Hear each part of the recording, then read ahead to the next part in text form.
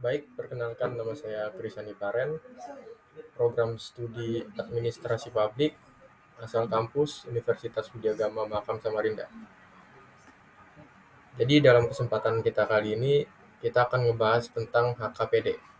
HKPD adalah hubungan keuangan antara pemerintahan pusat dan pemerintahan daerah.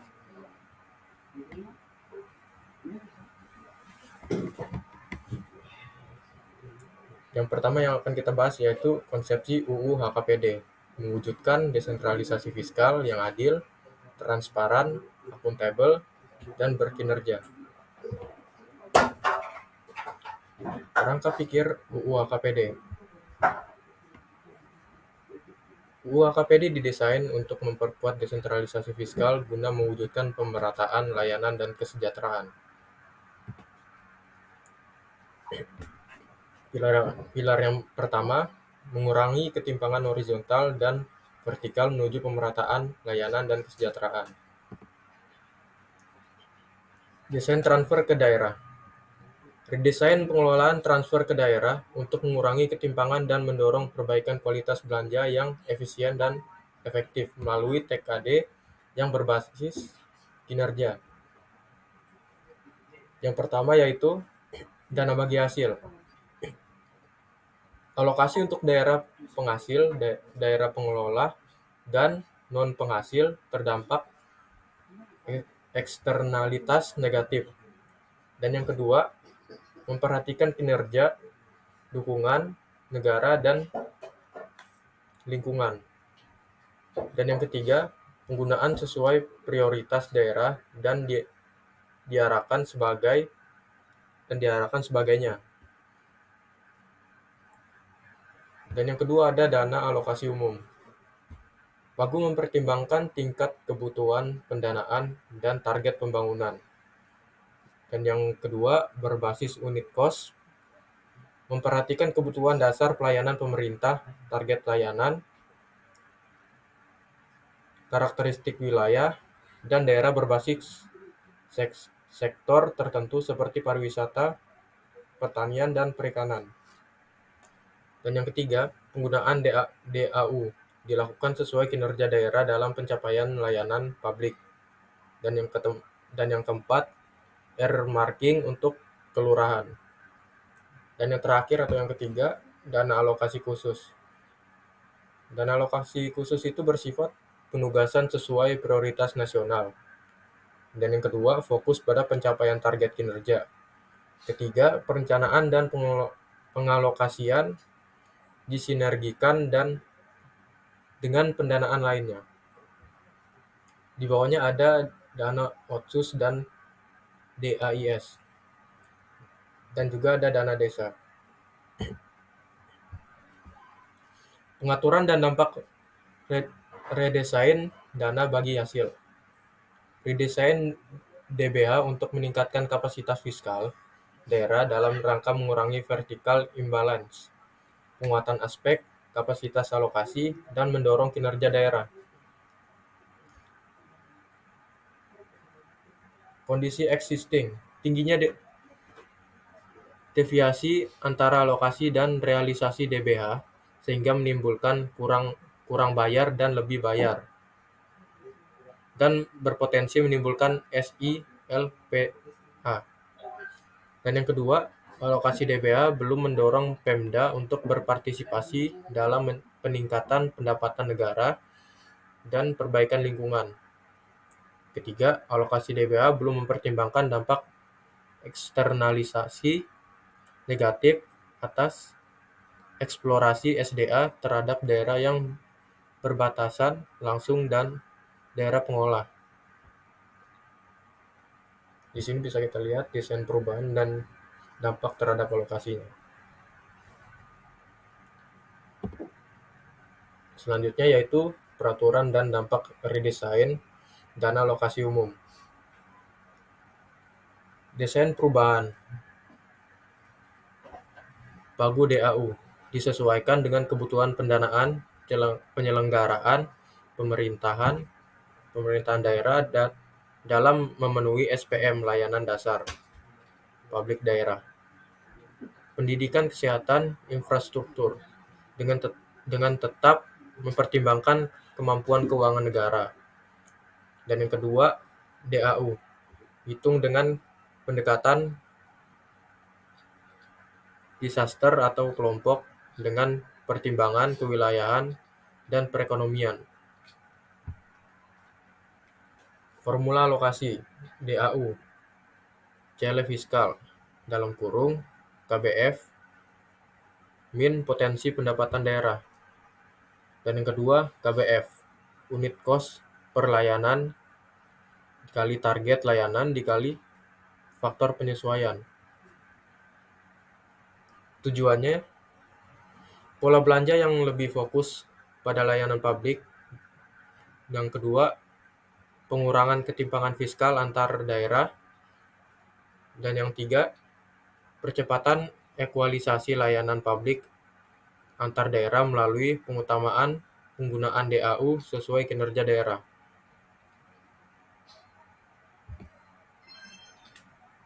Pengaturan dan dampak redesain dana alokasi khusus.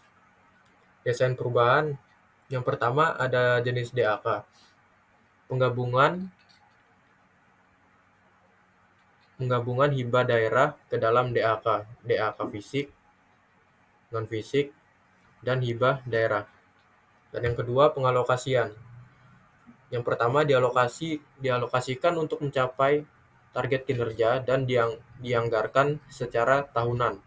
Yang kedua, pengalian pendanaan atau belanja KL menjadi DAK bagi daerah yang telah berkinerja baik dalam pengelolaan APBD. Dan yang ketiga, tidak ada kewajiban dana pendamping 10%. Tujuannya, peningkatan sinergi dan efisiensi belanja dalam kurung pusat dan daerah. Kedua, pengajaran ketertinggalan layanan di wilayah tertinggal karena DAK lebih fokus. Keselarasan outcome antara pusat dan daerah. Dampaknya yaitu terhadap alokasi, mendorong sinergi belanja pusat dan daerah sehingga menimbulkan yang pertama keselarasan outcome pusat dan daerah. Yang kedua, daerah dapat fokus untuk mencapai target output tahunan dengan adanya sinergi DAK fisik, DAK non-fisik, hibah daerah, dekon, TP, atau pendanaan lain dari pinjaman atau hibah lain. Pencapaian prioritas nasional bisa lebih diselaraskan dengan pembangunan di daerah. Dan yang terakhir, penghapusan kewajiban dana pendamping sehingga menimbulkan efisiensi belanja daerah dan fokus pada belanja utama lainnya. Selanjutnya, pengaturan transfer ke daerah. Dana otsus, dana keistimewaan, dana desa, dan insentif fiskal. Pengalokasiannya berdasarkan organik. Perbaikan tata kelola otsus dan dana keistimewaan DIY. Pengelolaan dana otsus dan dana keistimewaan DIY mengacu pada RPJMN, RPJMD, dan target kinerja DAIS. Dapat diserahkan kepada kabupaten atau kota di wilayah DIY untuk mendanai urusan keistimewaan. Pengalokasian. Menambahkan komponen indikator kinerja desa dalam pengalokasian. Penggunaan. Pemerintah dapat menentukan fokus penggunaan dana desa setiap tahunnya sesuai dengan prioritas nasional.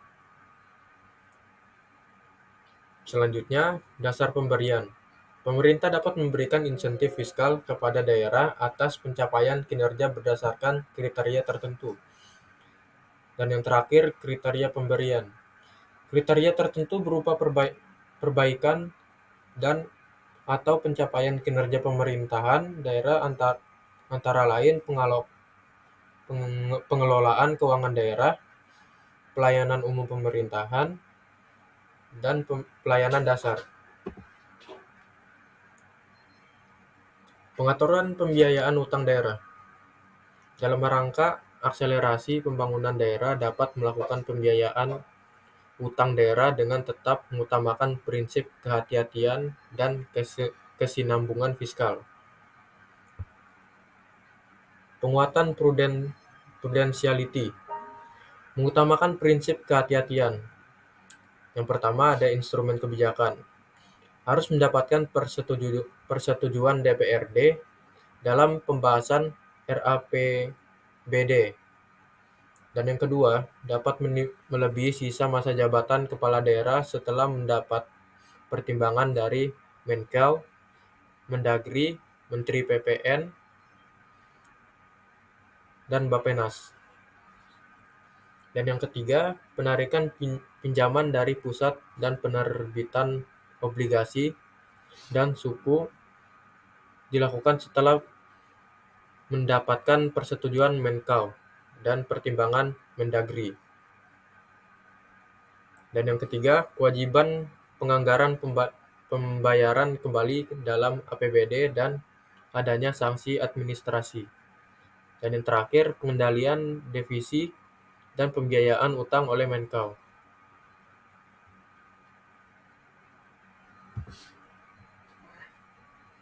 Selanjutnya yaitu pengaturan sinergi pendanaan. UU HKPD mendorong kreatif dan sustainable finansial berbasis kerjasama melalui skema sinergi pendanaan, integritas berbasis program, proyek target, output outcome, lokus, dan sektor. Desain pengaturan, peningkatan kemampuan pendanaan daerah guna akselerasi, penyediaan infrastruktur dan program prioritas lainnya. Dan yang kedua, sinergi pendanaan berasal dari APBD dan non-APBD. Dalam mendukung sinergi pendanaan, pemerintah dapat menyinergikan dengan pandangan dari APBN, antara lain belanja KL atau tugas pembantuan. Selain mendukung pembangunan di daerah, sinergi pendanaan juga akan meningkatkan kapasitas pemerintah daerah dalam mengelola proyek skala besar. Pengaturan dana abadi daerah. Bagi daerah yang mempunyai kapasitas fiskal sangat tinggi, dengan pemenuhan kualitas layanan publiknya relatif baik, dana abadi daerah dapat menjadi opsi bagi kebermanfaatan lintas generasi dengan manfaat yang lebih luas. Desain pengaturannya, dana abadi daerah adalah dana yang bersumber dari APBD yang bersifat abadi, dan dana hasil pengelolaannya dapat digunakan untuk belanja daerah dengan tidak mengurangi dana pokok. Selanjutnya, dana abadi daerah dapat dibentuk oleh daerah yang kapasitas fiskal daerah yang sangat tinggi. Yang kedua, telah memenuhi kebutuhan pelayanan dasar publik. Selanjutnya, tujuan pembentukan dana abadi daerah. Yang pertama, mendapat manfaat ekonomi, manfaat sosial, dan atau manfaat lainnya. Selanjutnya, memberikan sumbangan kepada penerima daerah dan kemanfaatan umum lintas generasi. Selanjutnya ada prinsip pengelolaan. Yang pertama, ditetapkan dengan peraturan daerah. Yang kedua, dikelola oleh Bendahara Umum Daerah atau BLUD.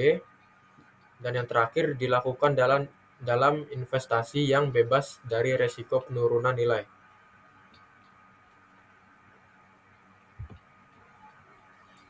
Selanjutnya kita akan masuk ke pilar kedua, yaitu penguatan local taxing power dengan tetap menjaga perekonomian.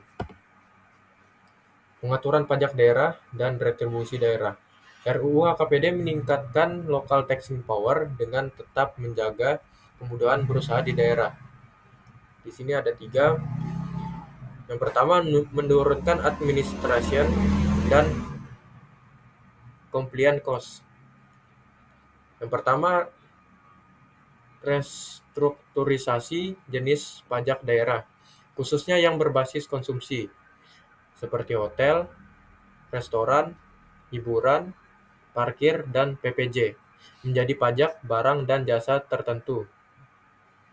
Yang kedua, rasionalisasi retribusi dari 32 jenis layanan menjadi 18 jenis layanan. Yang kedua, memperluas basis pajak.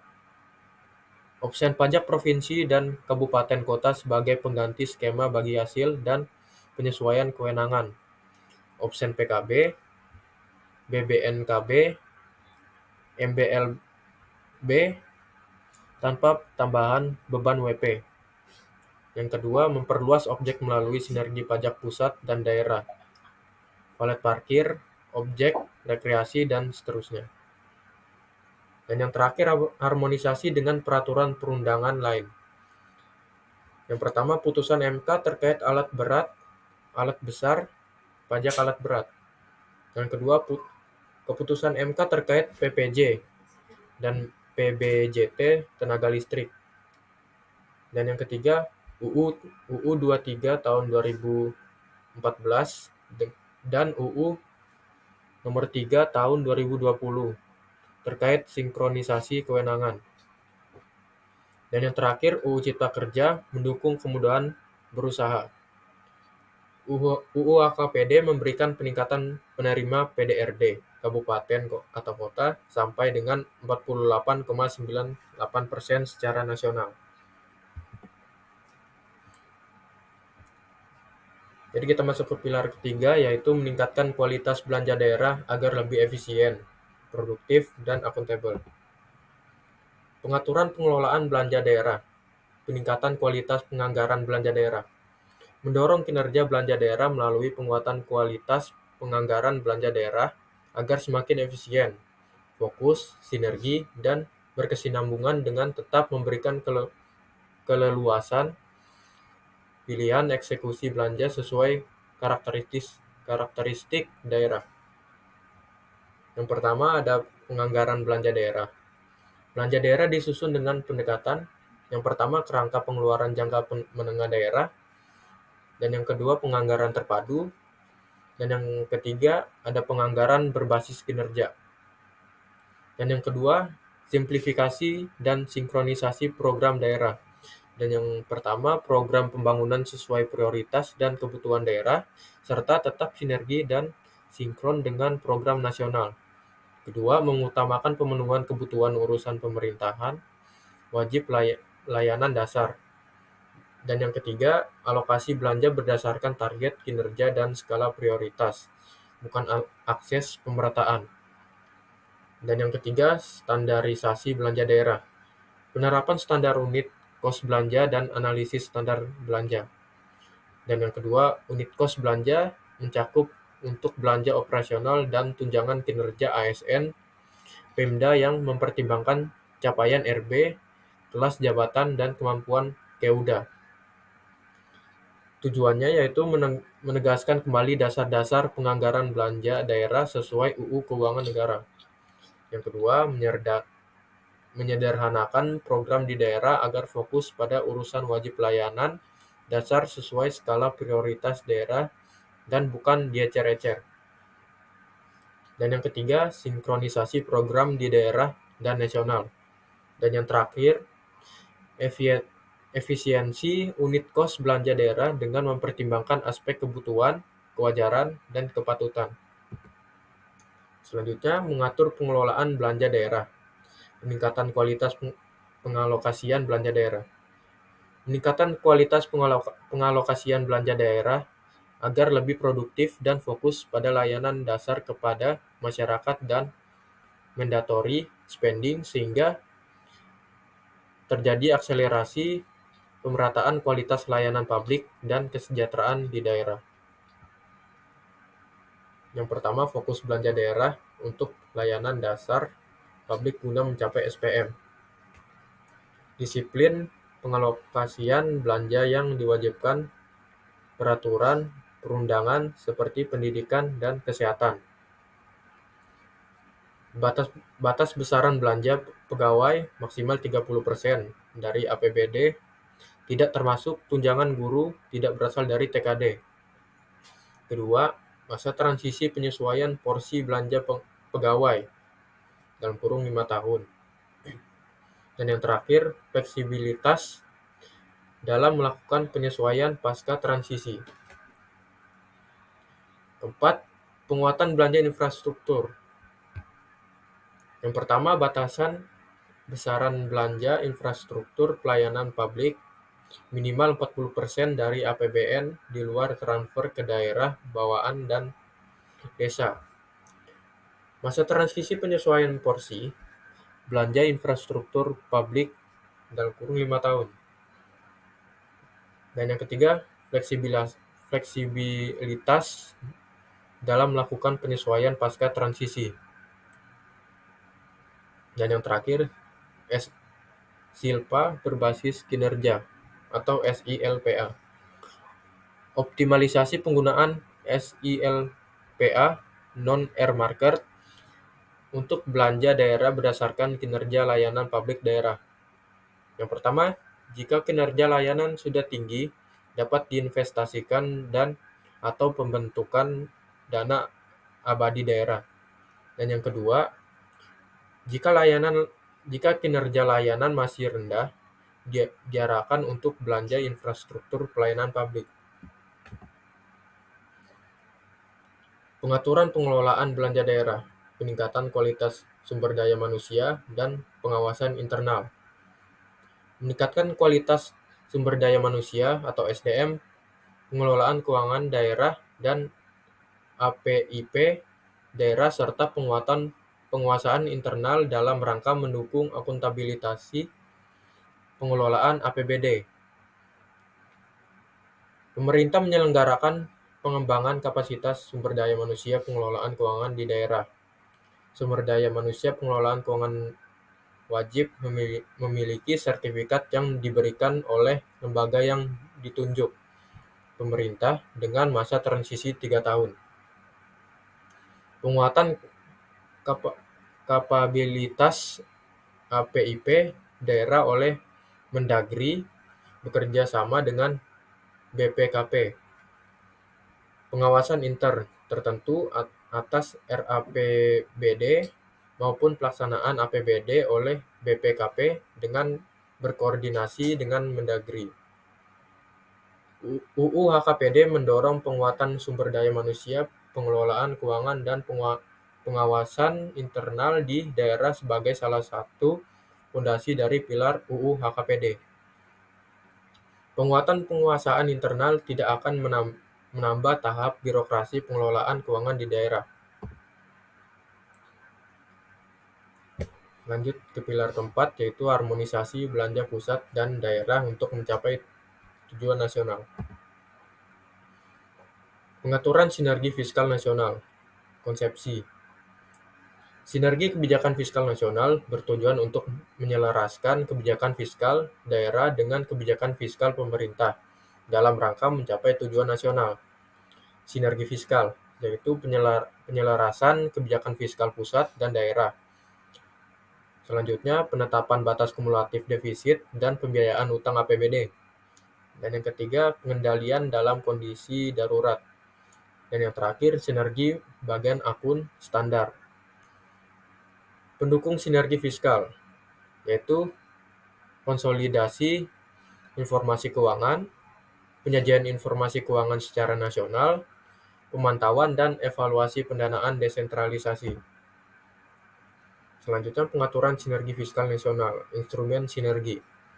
Keuangan negara merupakan konsolidasi antara APBN dan APBD, perlu dikelola secara akuntabel dan prudent. Penyelarasan kebijakan fiskal pusat daerah.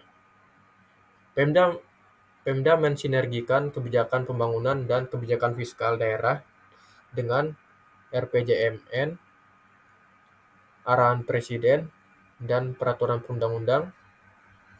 Yang kedua, rencana pembangunan jangka menengah nasional dan rencana kerja pemerintah, mempertimbangkan berbagai usul program strategi daerah. Dan yang ketiga, penyelarasan dengan rencana pembangunan jangka menengah nasional dan rencana kerja pemerintah dilakukan melalui penyelarasan target kinerja makro daerah dan target kinerja program daerah dengan prioritas nasional. Kedua, penetapan batas kumulatif defisit dan pembiayaan utang APBD. Menteri menetapkan batas maksimal defisit APBD baik secara kumulatif maupun untuk masing-masing daerah setiap tahunnya untuk menjaga kesinambungan dan stabilitas fiskal. 3% perkiraan PDB, batas maksimum kumulatif defisit APBN dan APBD. 60% perkiraan PDB, jumlah kumulatif maksimum pinjaman pemerintah dan pembiayaan utang daerah. Ketiga, pengendalian dalam kondisi darurat. Dalam kondisi darurat, pemerintah dapat mewajibkan daerah untuk melakukan pengutamaan penggunaan alokasi anggaran untuk kegiatan tertentu, yaitu refocusing, perubahan alokasi, dan pembuatan penggunaan APBD. Ya, selanjutnya penyesuaian besaran, batasan pengendalian defisit, dan pembiayaan utang daerah. Yang keempat, sinergi bagian akun standar. Sinergi bagian akun standar dilakukan paling sedikit melalui penyelarasan program dan kegiatan serta keluaran dengan kewenangan daerah sesuai dengan ketentuan peraturan perundang-undang. Pengaturan sinergi fiskal nasional, instrumen pendukung sinergi. Keuangan negara merupakan konsolidasi antara APBN dan APBD, sehingga perlu dilakukan dengan sistem informasi yang dapat melakukan konsolidasi keuangan pusat dan daerah dan sistem money yang efektif. Penyajian dan konsolidasi informasi keuangan. Pemerintah membangun sistem informasi konsolidasi kebijakan fiskal nasional berbasis interkoneksi dan interoperabilitas. Dalam rangka penyajian informasi keuangan daerah secara nasional, pemerintah daerah menyediakan informasi keuangan daerah secara digital dalam jaringan. Kedua, pemantauan dan evaluasi. Pemantauan dan evaluasi dilakukan paling sedikit terhadap pelaksanaan TKD dan pelaksanaan APBD. Pemantauan dan evaluasi dilakukan melalui platform digital, sistem informasi pembangunan daerah, pengelolaan keuangan daerah, dan informasi lainnya. Hasil pemantauan dan evaluasi dapat dijadikan dasar kebijakan fiskal nasional, TKD, dan pemberian sanksi insentif. Baik, sekian dari saya. Terima kasih.